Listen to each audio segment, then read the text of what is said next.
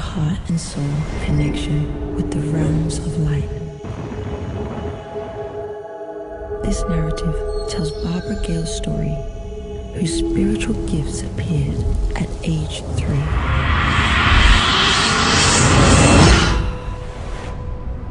Today, as a prominent medium and channeler, she opens the doors to the unknown. Near-death experiences, extraterrestrials, reincarnation, past lives, the appearances of saints, and provides answers to your questions. Barbara Gail's astonishing posthumous accounting of Sonny Liston's life, death, and afterlife depicts humanity's struggles and redemption.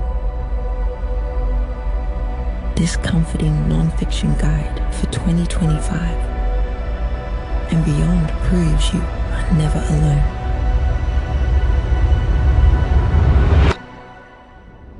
Delve into The Immense Release on Amazon, where knowledge unfolds with every turn of a page. Schedule your consultation through Answers from the Light.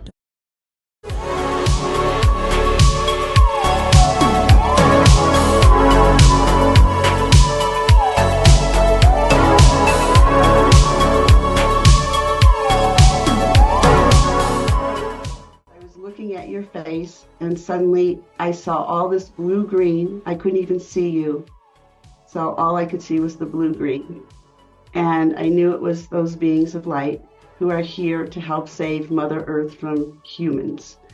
And so you said to me that, what was it you said? I'm sorry. That I saw a light and that it was over the lake you were talking about. Yeah. So they want you to know. And this is for everybody. Please trust what you're seeing. Trust your intuition. Don't doubt yourself. And I get lessons about that all the time. And I got a real beautiful gift about that tonight.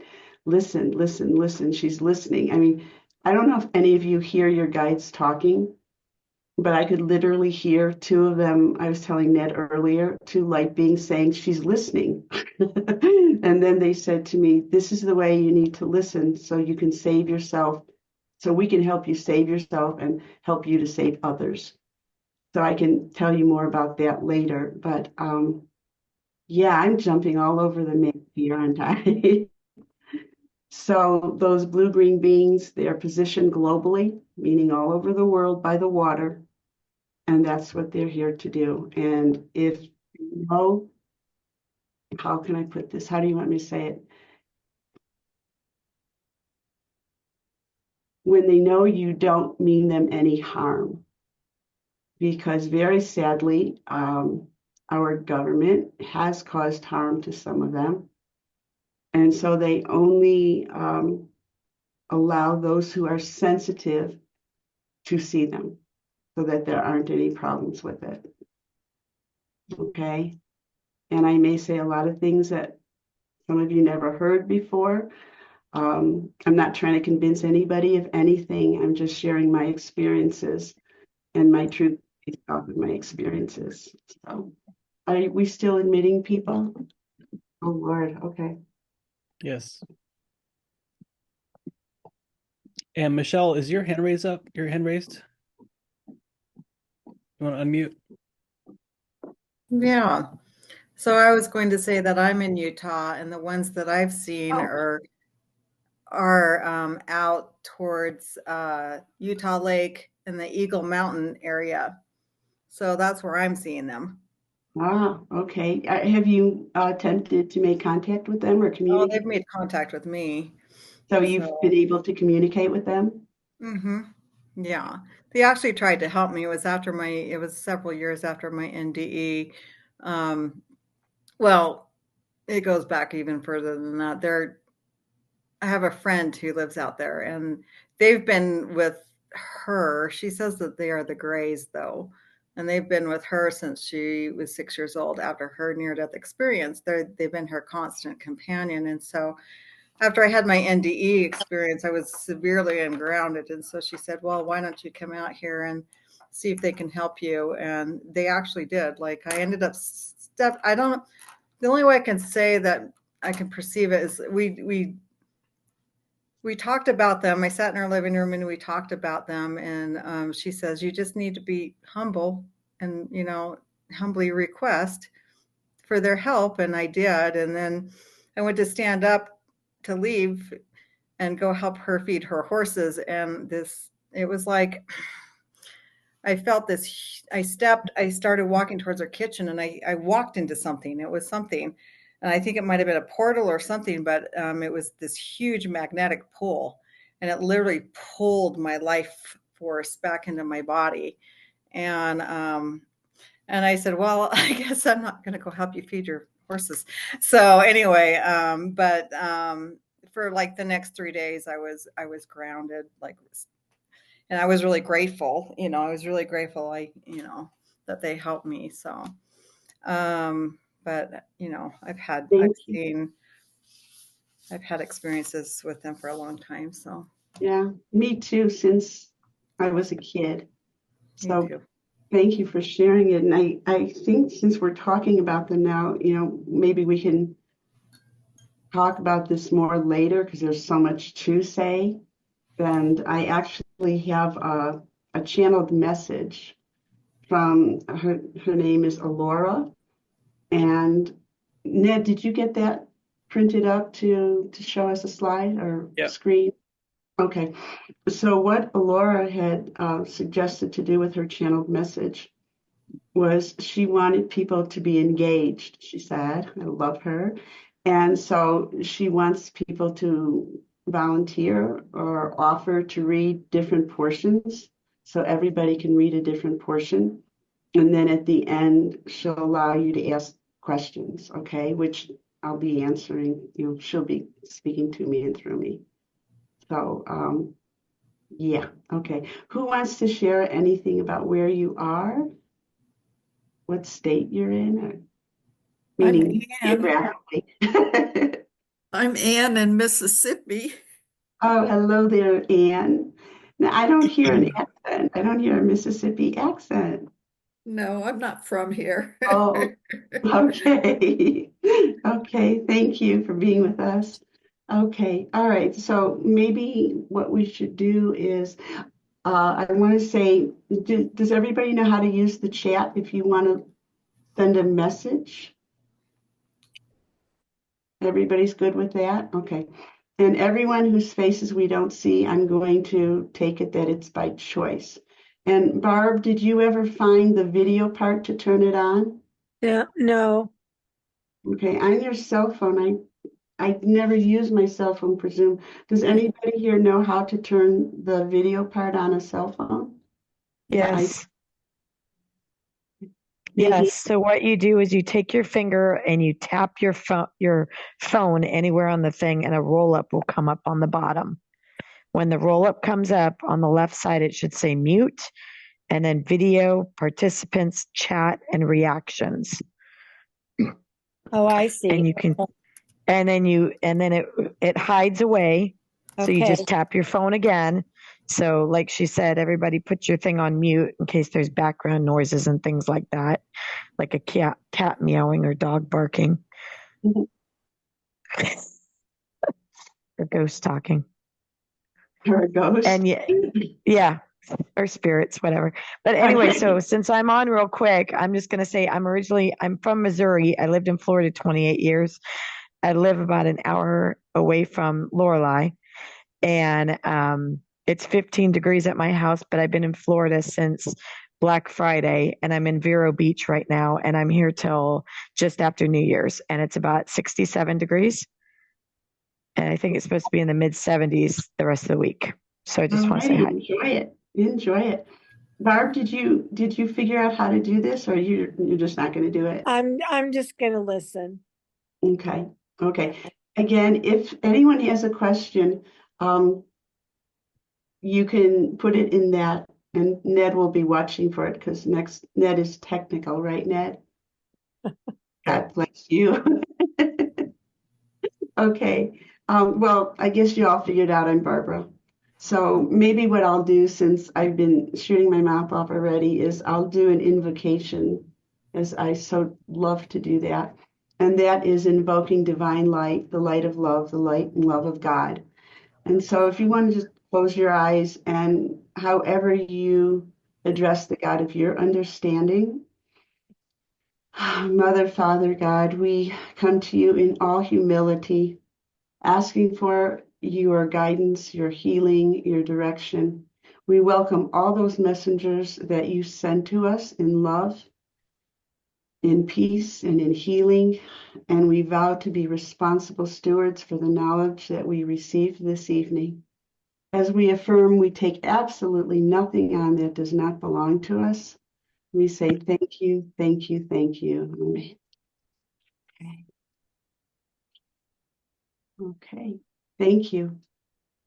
All right, Ned, please. Okay, I'm going to share my screen and I'm going to present some information that I have picked up, but also a message that I feel is important.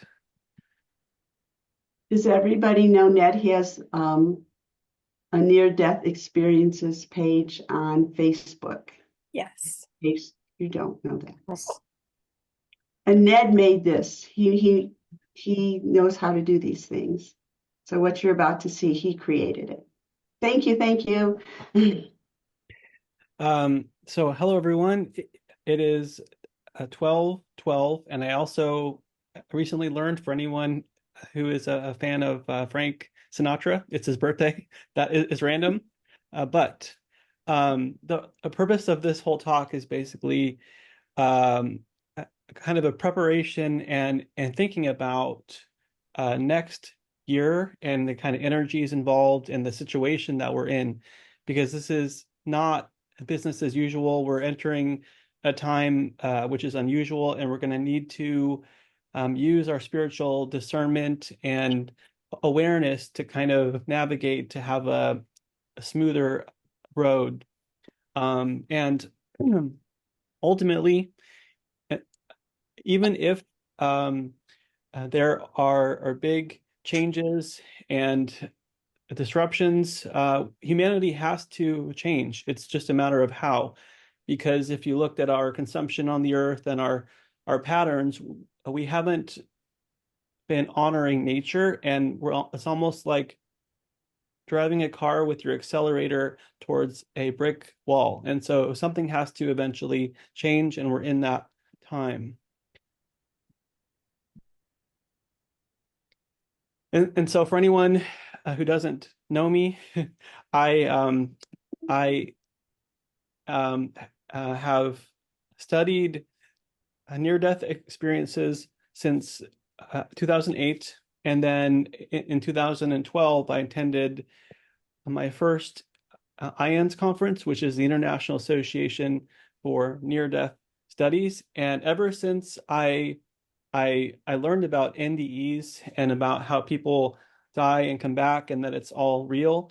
It's like a reminder, because as a teenager and as a person who is very intellectual and loves science, I needed answers. Like if someone had a religious idea or a philosophy, I needed to understand uh, how to evaluate if there is truth in it or not.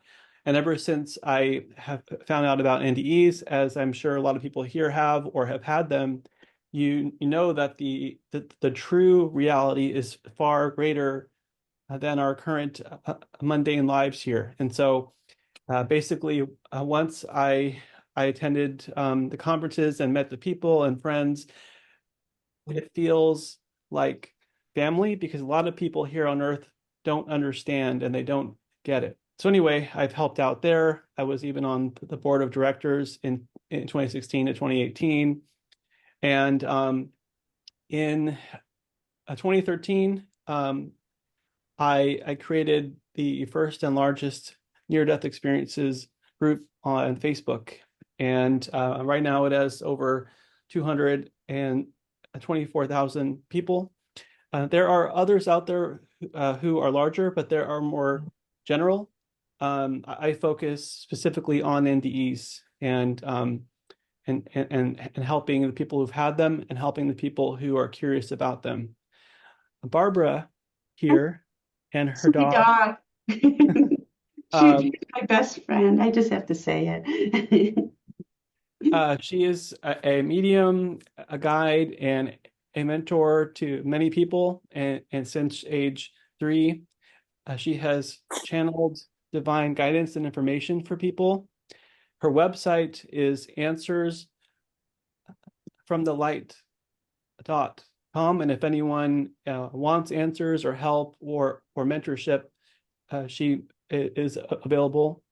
And what's interesting is when you get to know her and her story, either in person or through her book, you see the instances over her life of receiving warnings for people or information, and how, as I'm sure we've all had the experience of, you get an intuition on something and you follow it and you're safe, and if you don't, you often end up sorry about it. And so that's kind of a pattern in her life. And she talks about next year, we're going to have a lot of changes. But as I said, there's a purpose and there's a reason, and something has to change, but also we have help. We have ETs. There are other civilizations. We are not alone. And even she once spoke at a Mensa gathering, and it basically showed how even people who are not typically spiritual are looking for more answers. And her book, Immense Release, I'm about halfway through, and it is fascinating. It is a true story, and I would actually call it, if you need evidence or proof of life after death and fascinating occurrences, it's an eye opener. And what's interesting too, Barbara, do you have any words in terms of Sonny Liston and all that, or? Sure. The book starts out with a lifetime of some of my experiences and documentation of communications with the realms of light, and also how I had located a teen who her nephew was missing, and the police couldn't find him. And so actually he had passed on, but he told me where and in what time frame he would be found. So there's a lot of proof that we communicate and that life continues. And then I serendipitously met somebody I'd gone to high school with, but never met him in high school. And as we were talking, I knew nothing about the boxing world, and I could care less then, and I don't care about it now. But I had a prior life contract to bring Sonny's legacy into the world. And one of the big lessons is, well, he gave me 70 statements about his life and career, which I knew nothing about. And his biographer, Paul Gallender, was maybe the only person, he said, in the world who knows all of those facts about his life and career.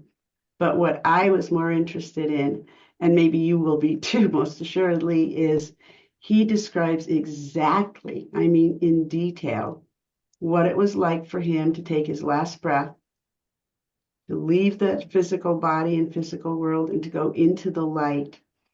And he makes it very clear that there is redemption in the realms of light offered to everyone, but there is accountability. And he explained something I already knew, but the way he says these things are so beautiful. And he explained that we are our own judge and jury, that it's not God's wrath, but it's we feel what we made other people feel. And when we do, we have that remorse. And sometimes people don't get it right away, and it takes longer for them to. But he showed me there's accountability in the afterlife, and he showed redemption in the afterlife. And I found it incredibly godly, I'll say very godly, that because he was pretty much hated by most of the world, and that a man who was so despised by this world wanted to come back and leave a legacy to help us now. I find that extraordinary. And there's a lot of injustice in this world. And I can tell you beyond the shadow of a doubt, I can guarantee you that there is accountability for everything we do, everything we don't do. There are rewards, and there are those moments when you wish to God you hadn't said or done what you did to hurt somebody else. So if your loved ones have passed on, that's happened to me several times. They're always nearby. Whatever you're thinking, whatever you're feeling, they know. And the greatest gift you can give them is to live your life fully. So by the time you see them again, you can both celebrate. And I got this done and this done and this done, and have a great reunion. I sort of got off topic with just Sunny, but I don't know. I just went down that road. So I hope that you don't mind. I love that. And I think, that helps to ground this. And I have a lot of slides, and so hopefully we are good on time. But I wanted to mention, because of what Barbara said about how accountability and what we do and say matters. And especially as we enter next year, it's a reminder that we are always creating, and we are spiritual beings, we are energy beings. And so the more that we focus on win-win solutions and supporting each other, uh, the happier and the smoother time we can have. And so there is a lot of fear-based ideas out there, including, has anyone heard there's a myth going around about how if you die or have an NDE and you end up going into the light, it's a trap. And there are people who are spreading this whole Really? and it's just silly what's out there. And so the point is, our thoughts are energy, and what we focus on is critical. And what's happening, in the Middle East, in the Ukraine, in so many other places, and it could happen more next year, is these cycles of war, and how history always repeats itself until or unless people learn. And so this is a reminder for us, and just a war never has to happen. It isn't a preordained. It's people's patterns, and it's as Barbara said, it's often our karma. It's the consequences of hate and repeating cycles of vengeance and retribution. I say that because we're hearing that lately from politicians, and that energy is really, it's the opposite of what we want, and the ETs want, and even God wants, and our loved ones want, because it's destructive. And so almost every near-death experiencer learns or feels that love and that oneness, and it's hard to come to earth when we have all this conflict, and it's often drawing us in, and people are wanting us to pick sides. And so a quick refresher about if we have a world with a peace or not. And so when there is no peace, there's often too much selfishness. It's a mean mentality, taking from others, and lying is normalized. And I'll say this because it's increasing in our country, and in government. Lying is becoming almost a standard. And this isn't about sides exactly. It's looking beyond our boxes at the core principles or energy that people are putting out. Peace energy, you can actually recognize it because it has empathy. It's win-win. Truth is honored.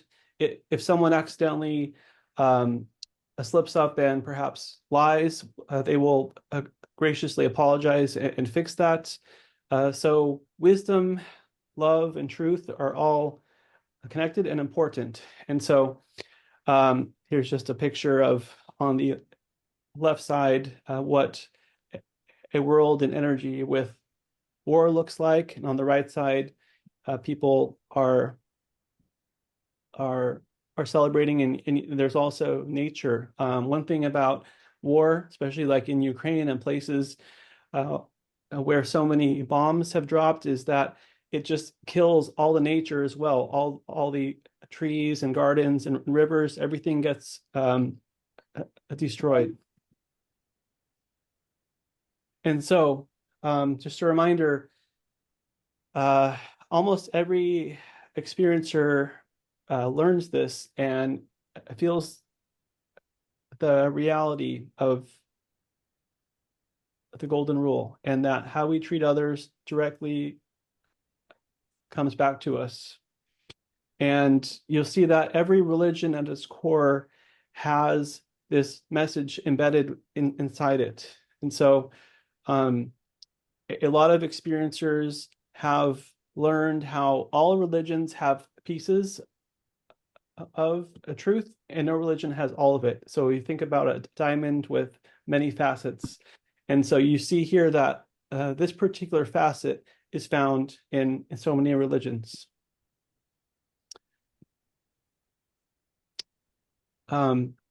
Mary Daniel, in her experience, she talks about being loving and kind and merciful and forgiving, encouraging, and even useful, supporting each other. Marcy talks about love is why we're here on the planet, and it's our purpose. And in our life review, as Barbara said, people will often feel everything that they put out. And then a cardiologist, Dr. Pim van Lommel, talked about the two most common changes are increasing sense of social justice and a desire to help others. And a lot of people, especially lately, have been caught up in this idea that there is no ultimate truth and that everyone has their own truth. And there is truth in that we all have our own perspectives. However, saying what is really happening is so important, and wisdom can only be built from that. And oftentimes I'll add that how people describe their life reviews is that everything that they lied even to themselves about was completely shown. It's almost like the ultimate truth keeper, and it shows us even when we were ignoring it or blind to it in life. This is interesting. Especially around the election and afterwards, there's a lot of misinformation. And so this is a information on how to check and evaluate if you see a post. Is it something that will draw fear or outrage or anger? And is the source of the information actually valid? Oftentimes, viral posts tend to sway people away from truth, and it's basically playing on people's emotions. And so, even though this may seem like a tangent, I put this here because of how important truth is and how I should say underrepresented it is lately. And this is from the Ohio League of Women Voters. And so basically, in summary, peace is important, and it starts within us. And if people are drawn into that, attacking others, even verbally, it just ends up repeating the karma and cycles of the past, and we don't ultimately want that. I did some meditating yesterday, and I wrote down everything that I got. So I want to just read through this. And so um, the whole messages that we're talking about is not about politics. The truth is not in a particular box. You have people in different sides, and there is truth often scattered among them. Um, and also, our intentions are key. If you ask and you look, you will find, but it takes focus. A lot of us are so caught up in distractions that it's easy to get lose our focus, especially going into next year. And I've heard other people talk about this as well who get intuitive messages, is that sometimes the only way forward is to close your eyes and focus within. And staying focused and grounded. When we are self-contained and we're not dependent on any outside um, people or um, resources, especially if we have our own water, power, food, even, it helps. I don't think, and I don't actually know if it'll end up where, everyone is kind of not connected to the food chain and all that, uh, uh, with the logistics and all that. However, um, shipping and other transportation systems could have temporary disruptions. And so having our own sufficiency will help a lot. And I saw this angel, and it was a female angel, and she was very compassionate. And so as I saw her, I felt um, I felt these words are basically coming from her. And then I saw footsteps going to a new garden, and um, these footsteps might not always be easy. And that garden and that dawn, it was in the future. And I saw people forking out into different directions, and splitting up. And so a lot of people are heading towards the same overall direction. However, they are taking their own unique pathways to get there. And then I saw a tsunami. However, when I saw it, I didn't see immediately like destruction. I felt it almost like a metaphor of even healing and nurturing water, of shifting into our systems, our society, our ways of life. And so lately, when we think about what happened during COVID and how it just stopped everything, and when people were inside, uh, roads were actually clear, and even above all of the politics or finger pointing of who caused it, or who is in charge of all these quarantine policies, and is it good or bad and all that. Beyond all that, on a spiritual level, it was allowed to happen because it was pausing humanity and pausing our consumption and our kind of greed, our pollution on the earth. And in that time and afterwards, it was like a reset, even if it wasn't a full reset, but it did significantly change things. And a lot of people, especially mothers who have children and whatnot, were able to work from home and to um, begin shifting into a way of life that was more accommodating, and actually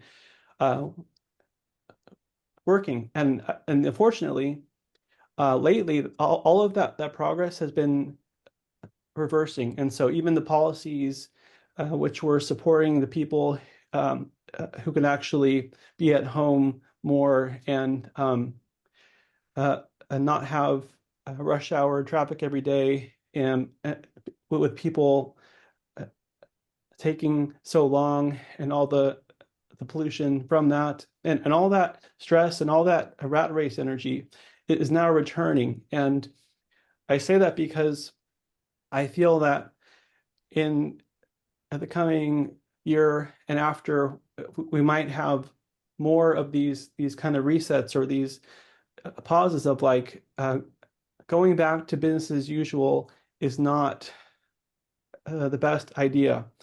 And then I saw a sunflower, and how if you look at a sunflower, it has so many seeds inside of it, and those seeds were full and fertile. And so there is nature that we can work together with and grow with, and it's just around the corner. It's just a matter of shifting our society to honor that more. And if you think about our food, transitioning less from the factory farms and the glyphosates and all the poisonous chemicals and all the erosion of our top soils, and actually having gardens and people interacting more directly with that. And the final thing is tariffs. And I know I've said this isn't about a side, but if you just look at the word tariff and how the effects of these and what they will actually mean, you have in Mexico and Canada and other countries already talking about retaliating. And this, if we go back to what we talked about, peace versus not, what is actually supporting compassion, kindness, and generosity, and what is the opposite of that? And I know that in the bigger picture, it isn't even about economic policies, but ultimately, the US and the whole world is in this process of evolving and learning how to navigate this into the future. So I said a lot, and I saw a chat. Let me just check that.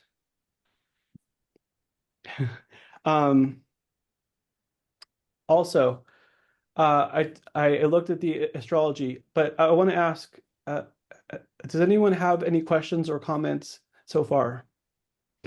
I have a really important one from my stance of experiences. Going back a ways, you had a quote from somebody's book, and where was it? Was it about your book? Let's see here. No. And that one. And the author wrote, Death Experience and How to Avoid Hell in the Afterlife. I would highly advise people not to take that literally.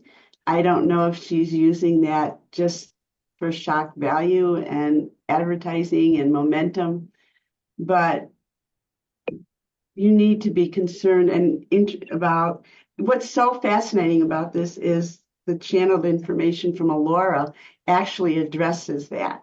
So I think I won't say a whole lot because it was just brought back to me that she actually addresses it. But hell isn't a place, it's a state of mind, and it's a state of being, and it is what you do to yourself. Is it okay if I said that? No, that's awesome. Yes. So that there's not a, oh God, anybody else who might have seen that and cringed. Not to create fear that way. Thank you. And so I wanted to talk about astrological events. And so I don't know how many people here are into astrology or curious about it. I'm a natural skeptic. I question it a lot, but in my observations of it, it definitely has something to it, and that's why I follow it. And if I ever don't see that, then I'll stop. And so what's interesting is that if you remember back in, I think it was the end of September, start of October, a comet showed up, and it was in our skies for about 1 month. And I haven't actually learned any particular lessons from experts in astrology about comets. However, I've known that even ancient societies would often talk about comets as bringers of change. And if you see a comet, especially a bright one, the energy of that is for something unusual and something often big. And as I saw this, I felt like it's this kind of heralding of what happened up to the election and after the election into the next year of changing our business as usual. And so it was apparently called Chusenshan Atlas. And also, if you look at election day, and I picked that because the energy of events will often follow along in the whole course of the event. And so if you look at election day, it will probably be kind of energetically into the next 4 years. We had Mars opposition Pluto, and these are the two most aggressive and violent planets. And so symbolically, they are basically facing off. And so if you hear or see anger in people, or talking about violence and retribution and attacking and fighting, Leo, actually Mars and Pluto are about that. And it's kind of this bitter sense of frustration and anger and vindictiveness energy. And so I feel like leading up to this election, and because of it existing through the whole cycle of 4 years, it's this time of like that anger, and it never has to mean that we're going to have violent wars or anything, but it just means that emotions and everyone are high. And so it's all in how we use that, and how we work with that. And then on November 19th, Pluto finally entered Aquarius for good. I think it's up until for the next 18 or 20 years. And Pluto is the planet of power, intensity, and it can be ruthless. And we've heard people like Elon repeatedly talking about ruthlessness of business and profits and whatnot. And I say that not on the side for him, against him. It's just an example of that kind of energy. Pluto in Aquarius. Aquarius is the sign and the energy of humanity and a change, revolutions, and science frontiers. It's almost like you think about modernizing the world. Aquarius is that eccentric revolutionary who's not interested in the past or tradition. He's like, I want to do something new that's smarter and that's more advanced. And so Pluto being there means that we all are feeling a sense of change, a sense of wanting a different future, and a change in how we interact as a society. And if we think back to that opposition to Mars, it means that there's some anger and some a volatile energy there. Actually, a few days ago on December 6th, Mars went retrograde. And whenever a planet goes retrograde, the energy, it turns inwards. And so Mars, typically known as the Roman god of war and that kind of energy, all of us are rethinking and feeling that kind of sense of combativeness almost. And Mars can be like that, but you can take that energy and harness it for progress as well. And so right now it's in Leo, and Leo is bombastic and showy. Eventually, it will go back into Cancer, which is more sensitive and moody. But then on February 23rd, it returns direct, and then is back in Leo in April. And I say this because oftentimes when planets uh, switch between a retrograde and direct, there are often changes in the world. And something that is especially interesting is that on Inauguration Day, on January 20th, exactly, the sun is conjunct Pluto, and it's opposing that Mars. And so our sun, especially the US's sun conjunct Pluto, it means that on that day of transfer of power, the emotions and the energy is going to be very heightened. And especially opposing Mars, it could have that possibility of something happening, although I'm not going to plan anything. And like I said earlier, we focus on peace. Any of these astrological energies can be transcended or focused on the positive aspect. Something interesting is that at that time, the Mars will be squaring Chiron. And Chiron is our wound part. It's our very sensitive part. And so when you have the god of war challenging our wound, people are often hypersensitive and can lash out. I've seen it happen at other Chiron transits. And so it just means it's almost like if you have an animal who is cornered, and if you poke it or something, it will attack. And so people's feelings at that time are going to be really raw. And so, knowing the astrological weather ahead of time helps us prepare or know that if we feel that or see other people feeling it, to have empathy of it's just the energy that's happening in the air. And towards the end of April, there will be a T-square in between Sun and Mars and Pluto. And so a T-square is a challenging aspect, and Sun and Mars and Pluto are basically bringing that a conflict type of energy to the surface. And now this has been channeled by Barbara. And so, Barbara, if you want to, we can actually start the reading. Before you do that, and I know we're really running on time here, but I want, if anybody wants to ask a question, is there any questions that somebody wants to ask about what Ned said, that you have a burning question about what he said that you want or need clarification on? I want to give you, the option to do that now. You can ask it in the chat if you want. And do you want to take the sign down for a second so we can see it? Okay. So, Ned gave an incredible wealth of information. Incredible. And thank you so, so very, very much.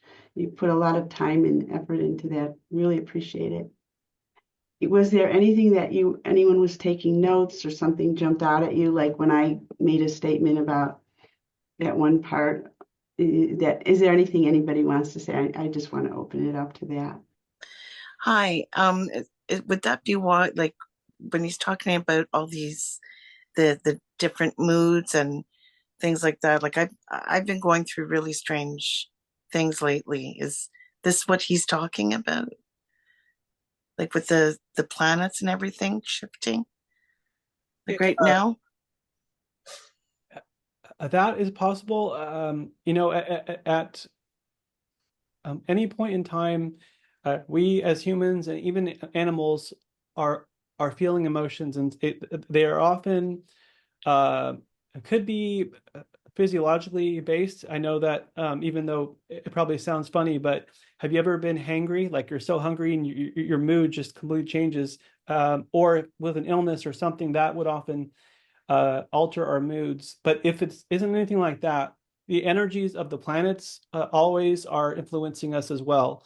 And it's often a subtle energy, and people aren't always aware that it's happening, and yet they do. And so, um, whatever is happening in our solar system is echoed in ourselves. And I've heard people talk about, as above, so below.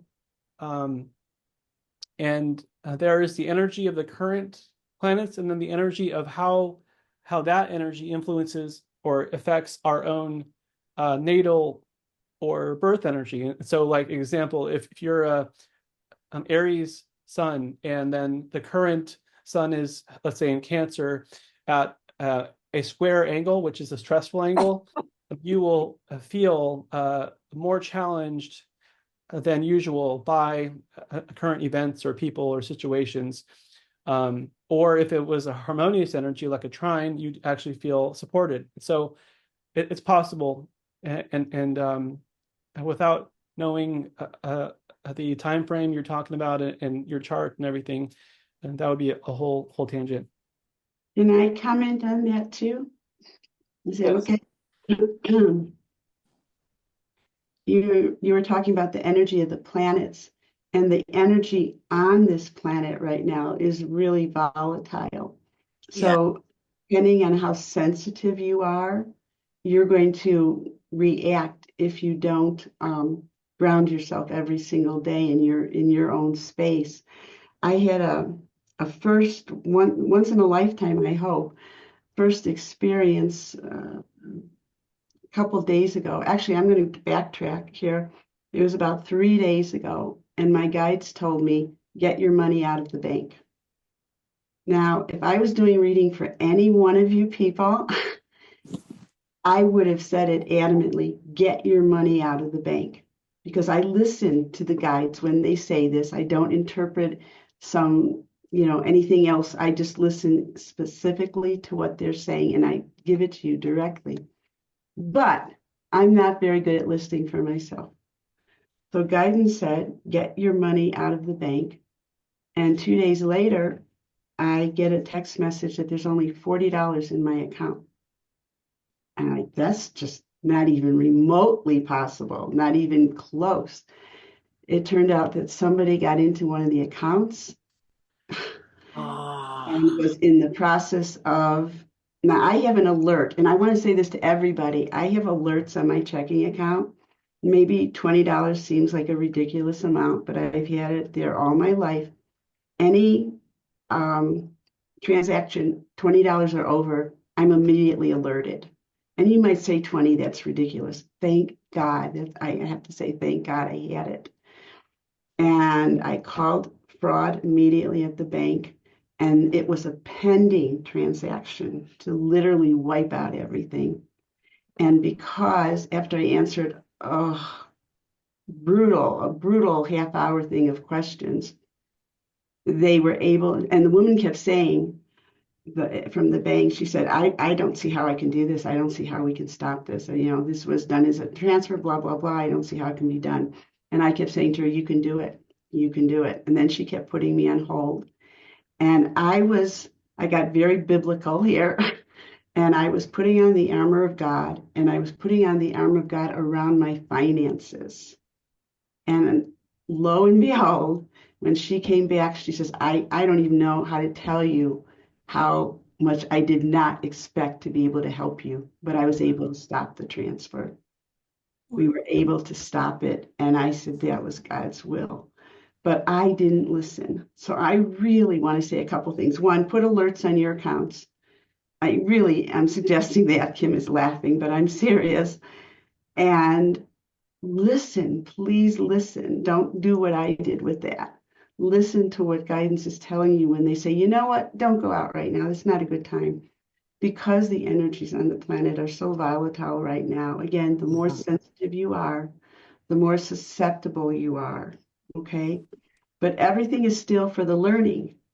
And I'll just say real quickly, I had an experience tonight, and that was when I did what guidance told me because of what I had just been through. And that was when I had heard the two guides, one saying to the other one, she's listening.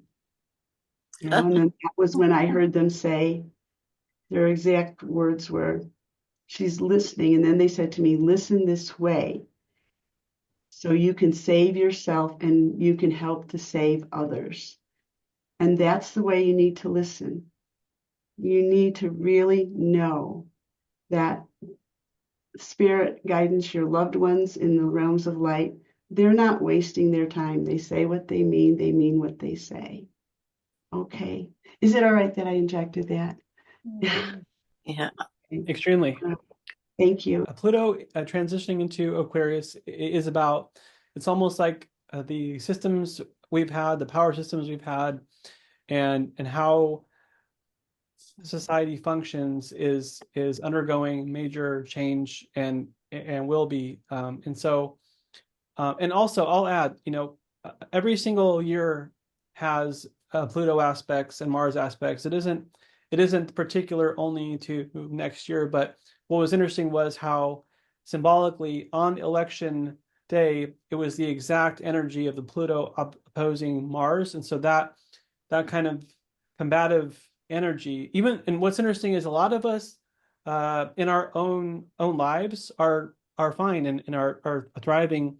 And a lot of people, I'll say that, like, it's hard to say this without sounding political, but the truth matters. A lot of people voted because of inflation and prices were high, and so in that sense, people wanted a relief, but without realizing the energy that is now even more empowered.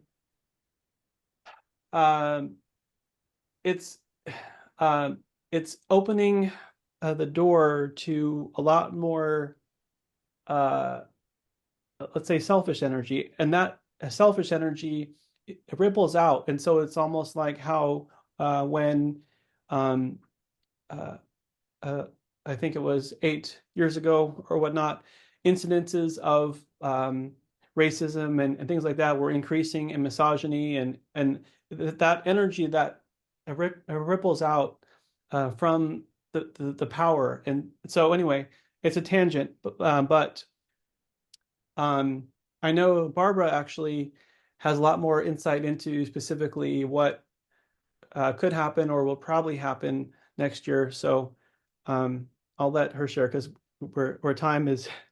Yeah. I want to say, please don't strain your brain to try to take notes.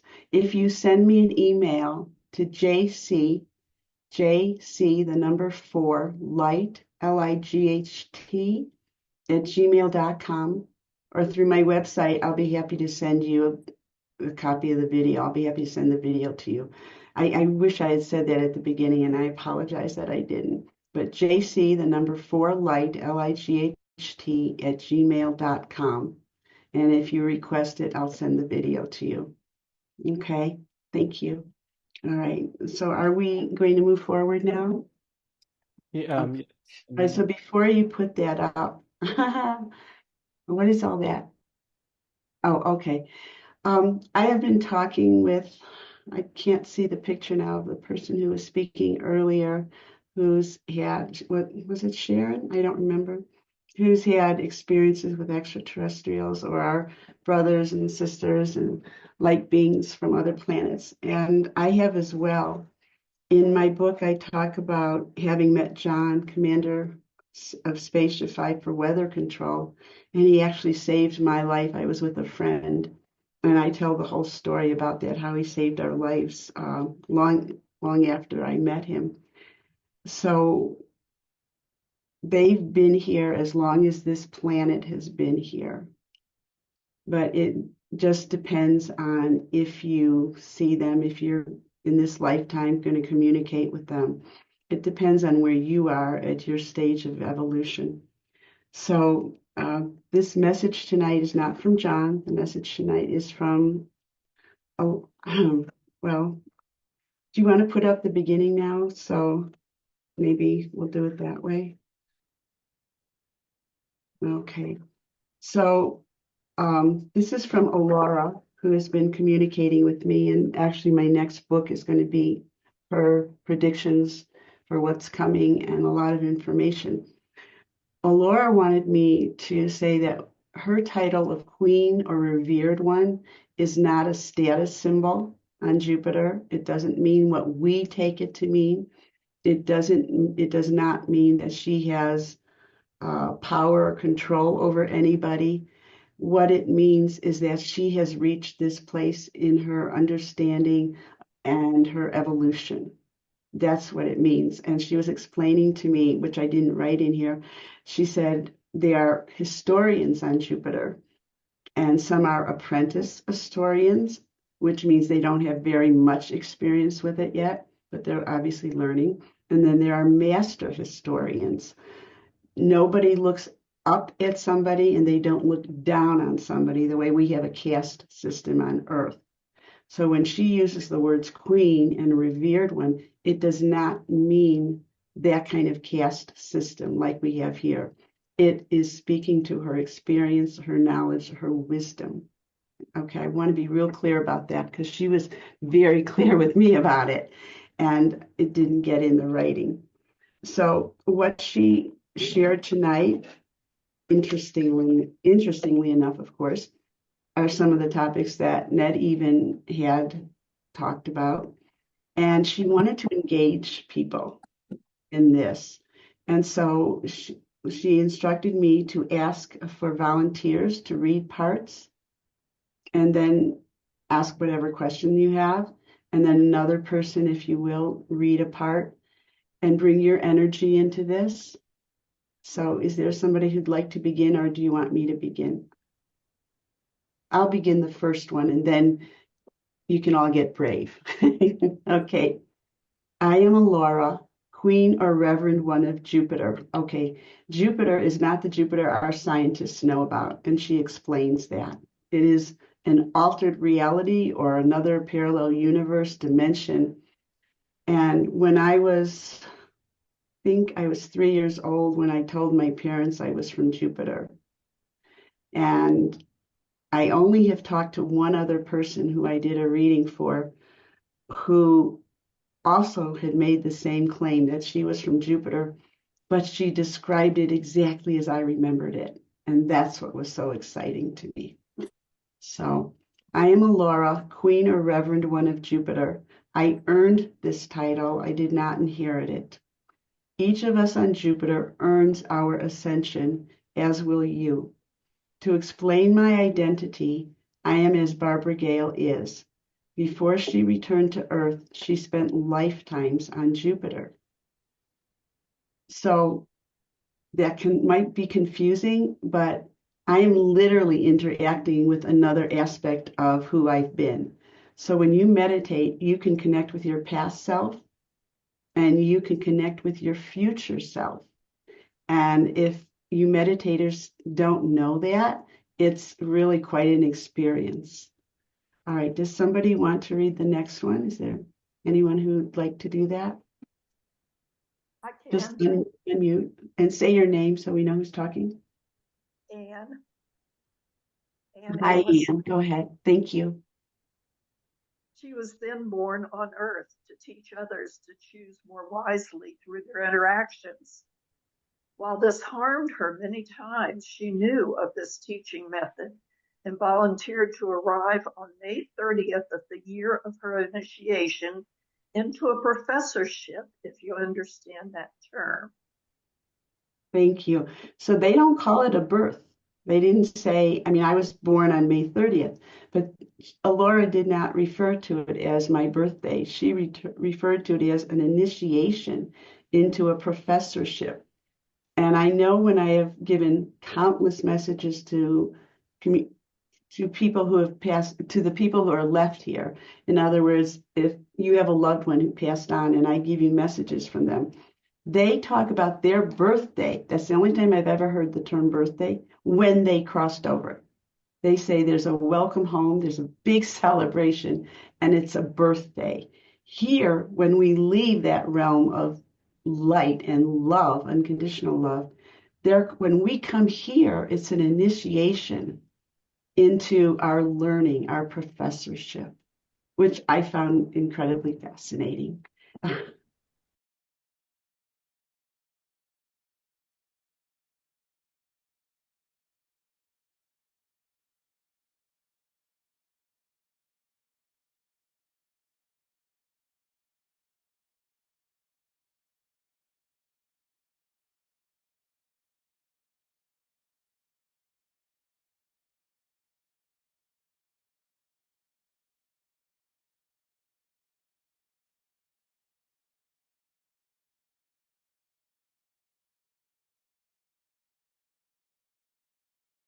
Are any of you familiar with walk-ins?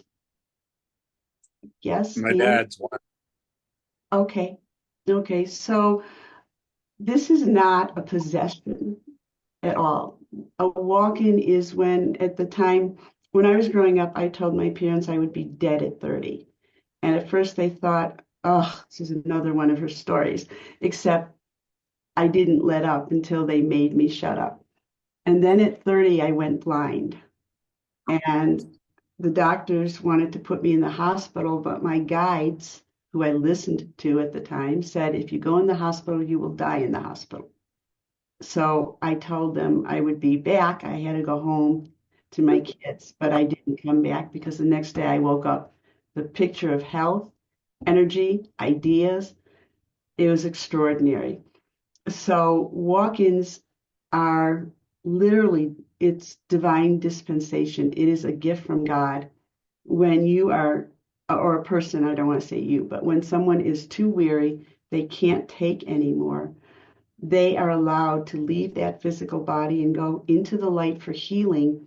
And another soul who is compatible with them will come in and live that life for them, either till the death of the body or until that person's ready to return. So that's what that's about.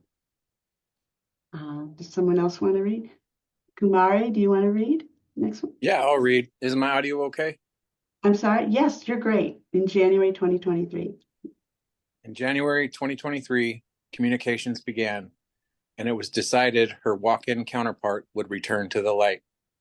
Barbara Gail would re-inhabit her physical body to complete what she started on Earth.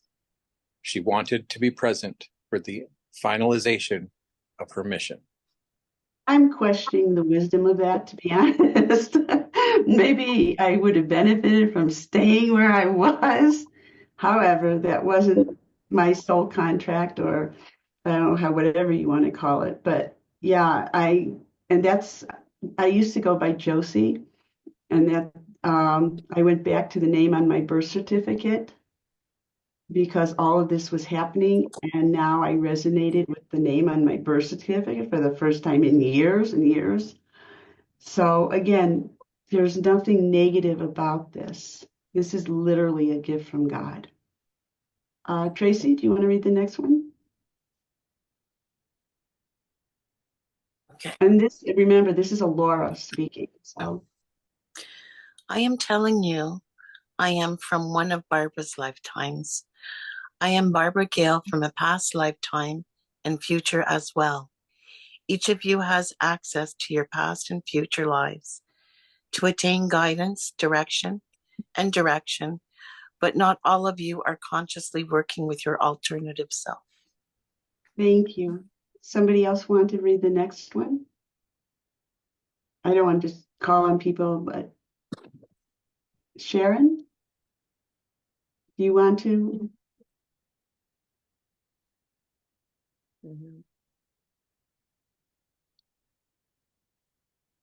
Sharon, would you like to read next?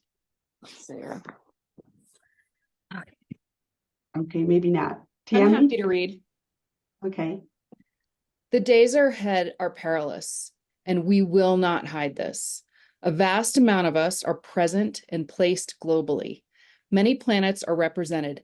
The Jupiter I speak of is not known to your scientists, Many humans are too violent to interact with life forms of higher dimensions. Was there any comments or questions about that? Okay, who wants to read next? I will. It's Elise. Oh, Elise. Hi, honey. Hello. There are visitors from other galaxies who have been captured and murdered by your earthly forces for power, control, and the ultimate conquering of the people of Earth. These lost humans have forsaken their spirituality and renounced their souls. They draw energy and power from a light that emanates not from creator, source, but from the sheer determination to dominate. Is this shocking to everybody or anybody, or maybe not? Okay, you can put your comments in the comment part if you like, and we'll try to. And she goes on to say, placing protection around you is the same as directing your conscious mind with intention, focus, and action. And that is a formula, because you have to have the intention, but then you've got to focus on what you're going to do and take action. Right? Who would like to read next?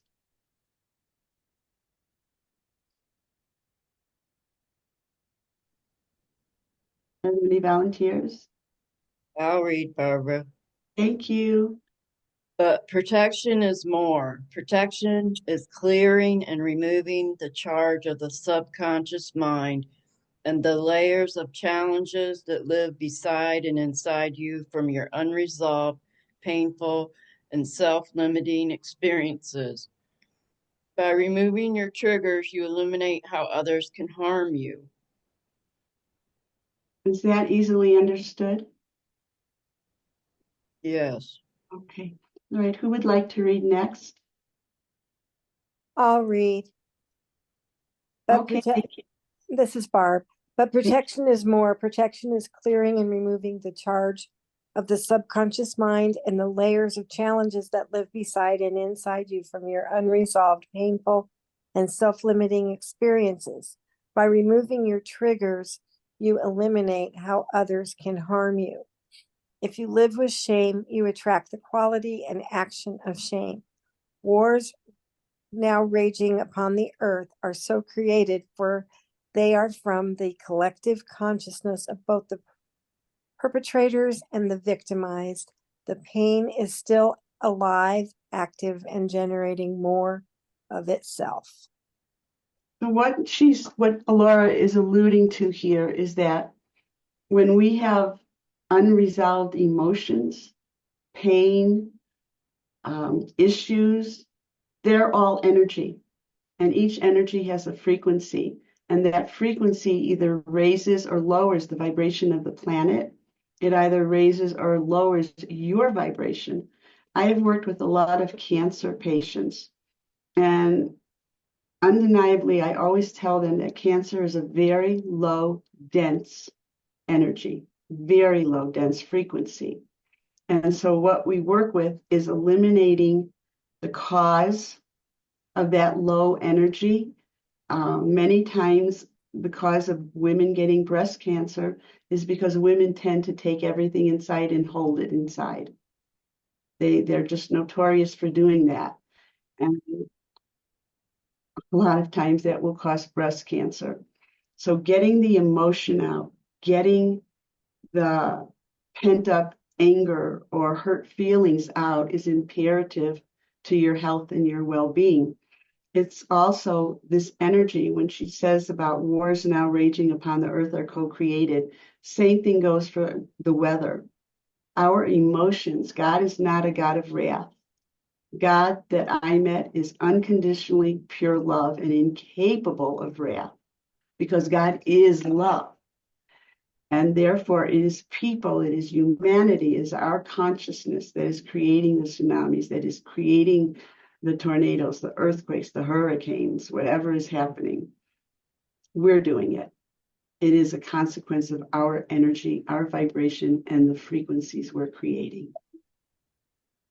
Okay. Barbara, yeah. I have a question. And so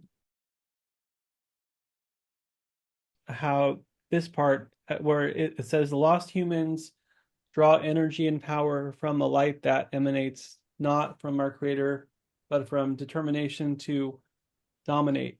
Can you shed light on that? We all have power. Every single one of us has power. We have unbelievable amounts of power we're not tapping into and using. And if somebody has a calling to be a pianist or a violinist, and they take that power and that energy and they put everything they have into it, they can become the world's greatest.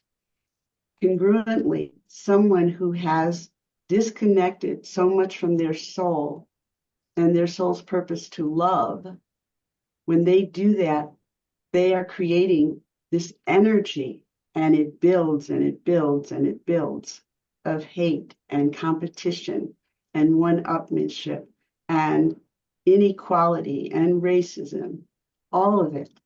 They are using that energy and they are building it, and then they are creating a lot of problems with it. So you can create negative energy or you can create positive energy. Does that answer your question, Jamie? No, all light does not come from God. This is the light about the mental. This is the mental. Like when you if you know somebody who they're never sick and everything seems to come easy and they make money and they exploit people with their money. We've seen some of that in politics. They're not doing that with God's light because God's light is thoroughly incapable of exploitation. God's light is only capable of healing. This is the mental light. This is that mental energy, okay? Does that make more sense? Is that clear?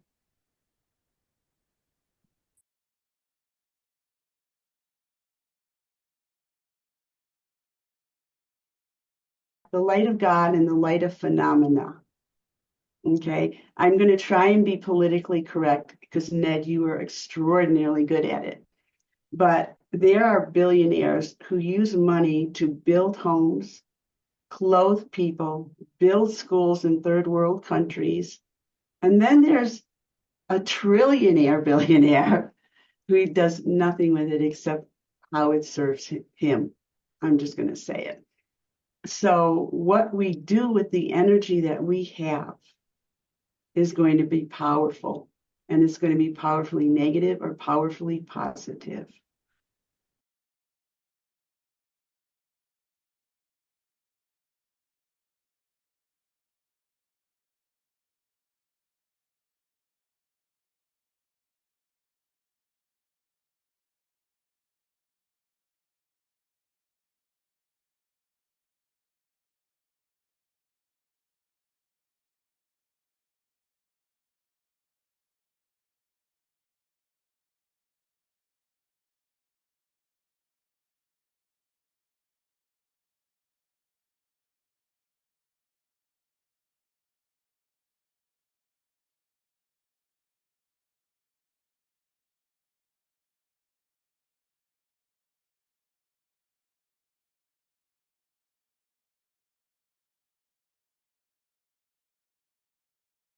The defenseless are the spiritual humans who see themselves as powerless.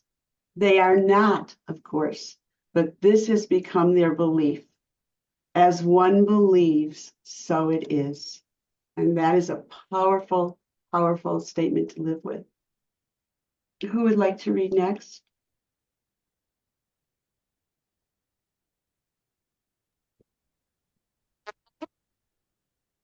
Okay, I'll read, Irene. Hi, thank you. The same is true of the powerful. Their mindset upon conquering and those who have yet to learn to draw from the God light will fall prey to the wants and needs of the unscrupulous. Others who will fall are martyrs, wave showers of what occurs when humanity sleeps. Now, when she's talking about when humanity sleeps, she means people who are apathetic. Okay. People, I heard so many people saying they weren't going to vote. And I don't understand that. I guess I just don't understand that. But I heard many people say, oh, I'm not going to vote. It doesn't matter. My vote doesn't matter. But it does. We can't sleep. We cannot sleepwalk through this life and then be upset about what transpires. Does I want that, to, go yes, ahead. exactly. Because if this were a normal election, if this were just two politicians who were fairly benign or normal, it would have been one Normal. thing. But a lot of people uh, don't know and haven't realized back then, or even still, or there's a lot of people in denial about what actually happened and what actually has been unleashed. And when I say unleashed, it's not just a person. It's not just, let's say, Trump as an example. It's everything behind him. It's all that kind of personality traits. All the people who are emboldened, who don't care about people who are fleeing violence from other countries, or who don't care about people who are struggling to pay their bills, and they're only looking towards what they can take from others. And so I say that, try to not be political, but seeing things as they are. And a lot of the reason a lot of people were didn't vote or didn't see things clearly, there was a lot of misinformation put out. But what kind of energy puts out misinformation? It's this, we don't want to say evil, but it's what Barbara talks about. It's the opposite of helping and having a connection to God and Source.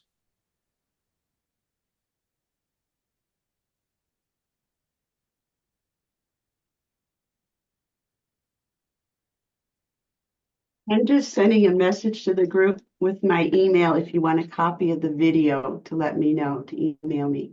Is there somebody who would like to read next? Because I can't see everybody's faces. I'll Okay, read I'll read. again. Oh, sure, would love that. Thank you. Formula. Ask for, align with the light, God, Source, Creator. You can only do this when you no longer see yourself as superior or inferior to another human being. You can go on. If you feel like the chosen one, as stated, your ego will take over.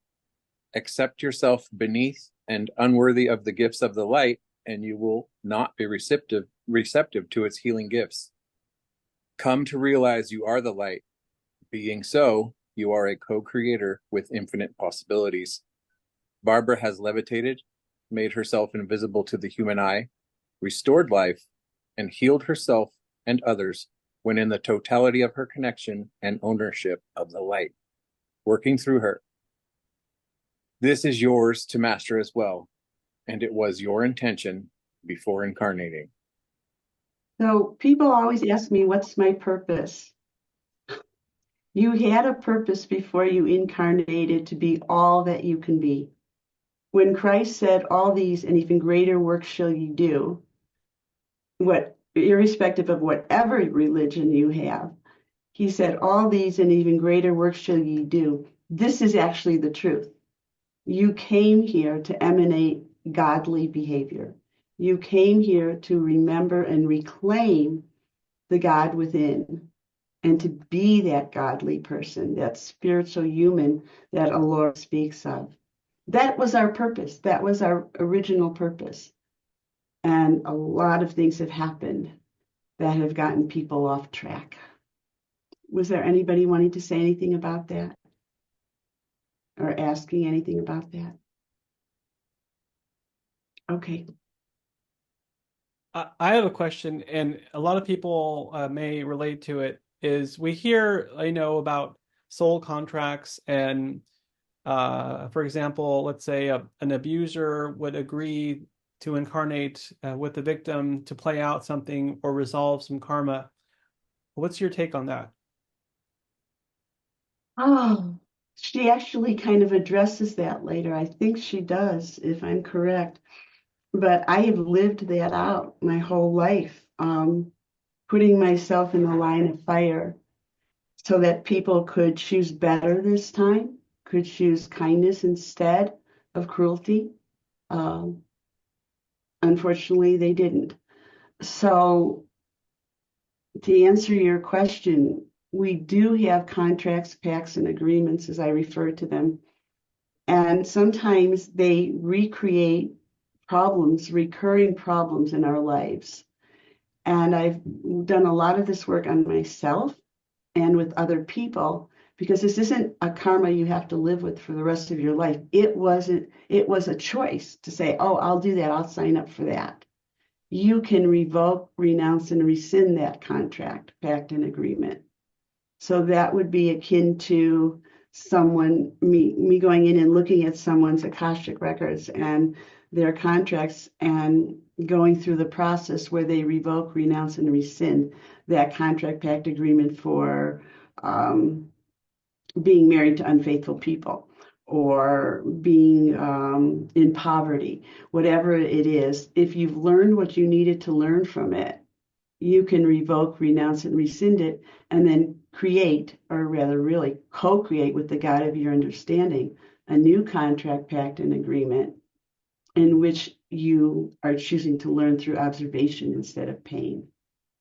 Okay? Thank you, Ned. Your function differs from the meekest creature on earth, but this does not make you more or less deserving of love, safety, shelter, warmth, and compassion. Override negative undoing of unworthiness and fear. Decree and declare yourself to be a co-creator with your creator and express your commitment to be godly, compassionate. Daily realign. This reminder is necessary until you claim ownership of the light within.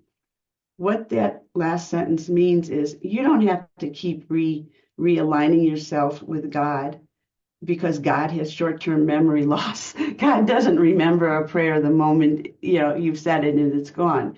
That goes into God consciousness. You said it once and it's done.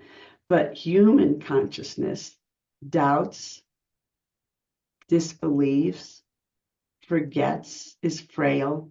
And that's why you're repeating and declaring your commitment to the divine light, to the Christ light, to the God of your understanding, to be more godly, compassionate, to have empathy, because you need to reinforce it for you. You don't need to reinforce it to God. God got it the first time you said it, but you need to reinforce it to you. Are there any questions about any of what you're reading, or we're good? Kim, can I call on you to read a couple parts? Sure. Okay, thank you. Where's your puppy? I've got two right now. They're just behind me. Okay. Let's see. I think where does it start? Oh, I thought you finished the other one. Your astrology. Yeah, your astrology. Oh, your astrology is a guide or lends itself to providing signs. Your prophets tell you about a possible future based on your immediate choices.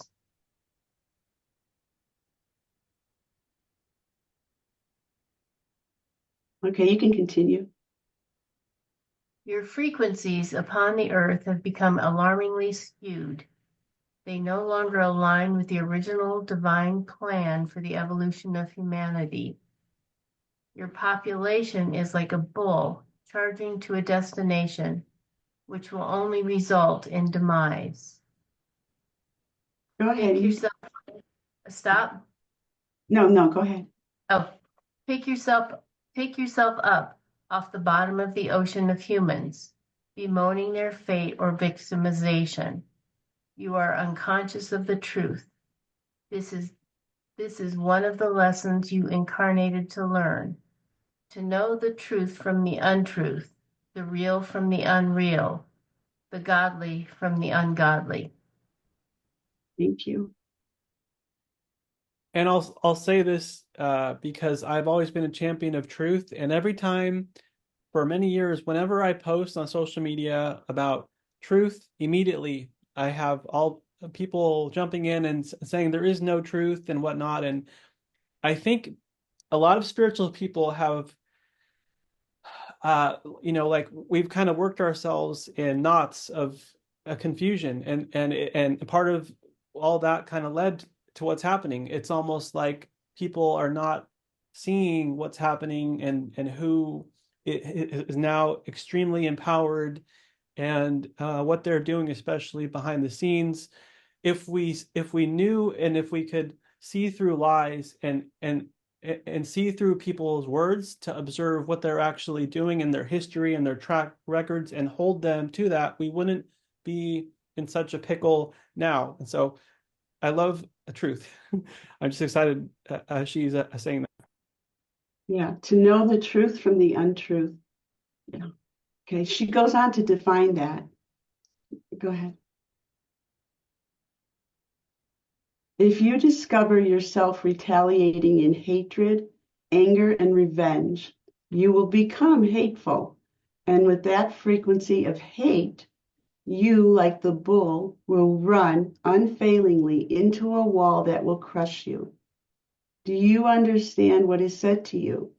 And then she literally made me capitalize all of this. Learn the difference between what supports life and what destroys life for everyone. Follow that premise, and it will lead you to the right choices, the right leadership, and the right to ascend from this dense and demanding planet. I couldn't have said it any better. I think that says it all.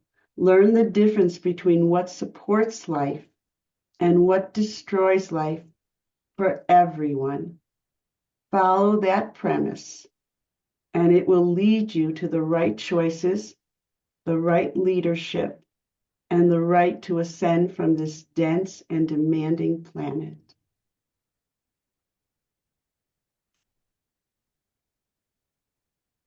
Okay, who would like to read next? Any near-death experience people here who would like to read this part? I'll read. My name is Catherine. Thank you. Sure. A brief statement about your near-death and out-of-body experiences. In addition to the death of the body, each time a person leaves the physical, they are unaware of what they totally experienced. This is so as not to confuse you with the monumental amount of information you received. It is through contemplation or meditation you will retrieve. Great. Do you want to read the next part? Otherwise, when necessary, you might need to create an illness or circumstance to push you to the brink of death to reactivate your senses to awaken. This method is mild for some and traumatic for others, based on their willingness to move their consciousness into a higher plateau of learning and recognition of their light. Lovely. Thank you. Were there any questions about that? Okay. I've heard this a lot, and so what she's basically saying is a lot of people who do have illnesses or accidents, it might seem on the surface like a tragedy, but there could be a reason, like it's happening to wake them up, or happening to stop something, or to change something. Is that Agreed? accurate? Yeah. Agreed. Your departed loved ones are one or more levels above yours on earth. They have projects, friendships, but mostly learning and activities of service. Once they depart, your role is to discover and utilize your gifts that have yet to become awakened. They delight when you are growing and becoming more of your divine inheritance. And I have seen that. I have seen that repeatedly in talking to loved ones that have passed on and how they communicate with me. Here we go. If hell is a concern, learn to manage life on earth. You will find answers by doing this. Hell is like a boomerang. Love is like a boomerang. Everything is. So everything you put out there, you're going to experience it. It's just going to come back. And when a master speaks, Christ, Buddha, a master welcomes their words back to them hundreds and thousands of years later because they said everything with love. And that is, I understand that may be a big challenge on some days with some interactions with certain people, but that is the goal. That is where we want to get to. Who would like to read next?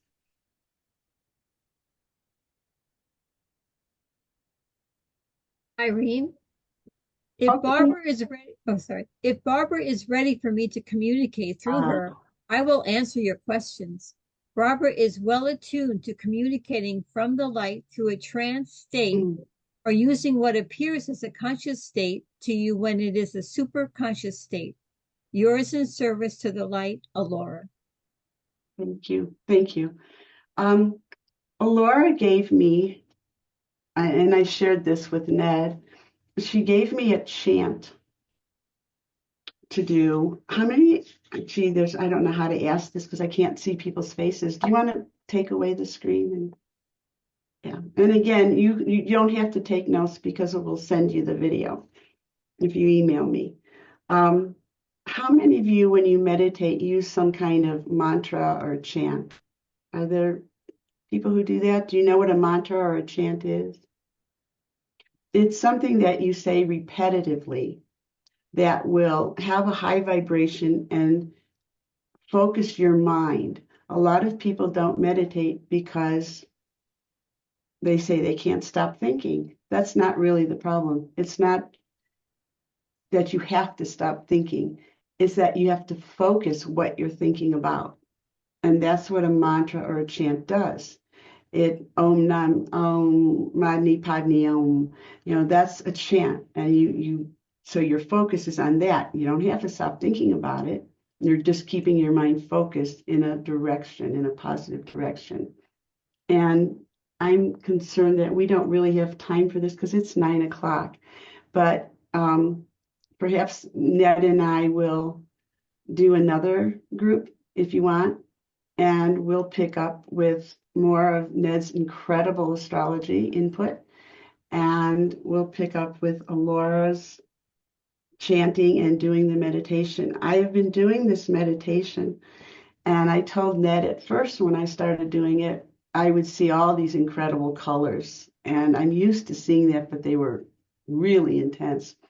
But tonight, before our gathering, when I did the chant and her meditation, I saw this white dove, this huge white dove flying towards me. It was like being in a 3D movie. I thought it was going to bump into me. It was beautiful, though. It was gentle and love and the energy coming off of it. And then after that, I saw this, and again, understand this is all in light. So the dove's all in white light. And then in white light, I saw a woman, and I saw her playing with, it was either a white wolf or a white dog, I don't know. And they were having the time of their lives. And there was so much love coming from here. So the more I see, the more I'm using it, it's changing. It is, well, it remains to be seen what she shows me. But it's a very powerful chant. And I don't, to do it justice, I don't want to do something in 10 minutes. It just is not going to be appropriate. So I guess on that note, Barbara, that's I'll just add, if for anyone, like, I'm not in a hurry. If you're not, if anyone who wants to hang out, like, I don't feel a need to end it now. It's up to you though. I do. I feel like it's going to be really a lot of energy. It's going to be a lot of energy, and that's my sense because I've been through this now. I've done her meditation twice, and again, if a lot of you have been meditating for a long time, you're used to having these experiences. But if you haven't, I don't want to do this in a rushed manner. It just doesn't feel right.